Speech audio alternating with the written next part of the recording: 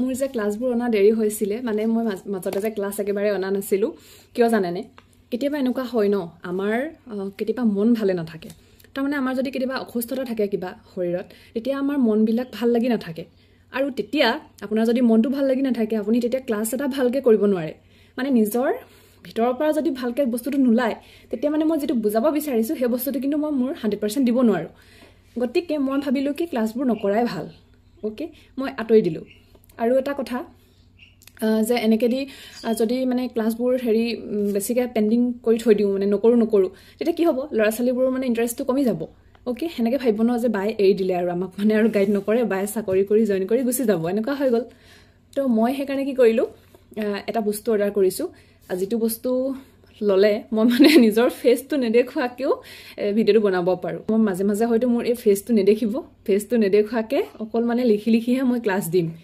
মানে কি হয় কেতিয়াবা ঘৰত আমি ইমান ভালকে নাথাকো ন তো তেতিয়া আমাৰ ক্লাছবোৰ মানে ৰেকৰ্ড কৰিবৰ সময়ত আকৌ উলাই মেলি কিবা মানে মানুহৰ আগত প্ৰেজেন্টেবলো অকমান হ'ব লাগে ওকে এটো কোন প্ৰবলেম আহি যায় মানে নহলে মোৰ ক্লাছবিলাক আৰু ৰখি যাব মানে এইটো হৈছে এটা ষ্টাইলাছ পেন আৰু এই পেনটো ব্যৱহাৰ কৰি মই ইয়াতে মানে নিজৰ ফেসটো নেদেখুৱাকৈও ভিডিও বনাব পাৰিম এটা যিকোনো এটা এনেকুৱা এপ লৈ ললে মই তাতে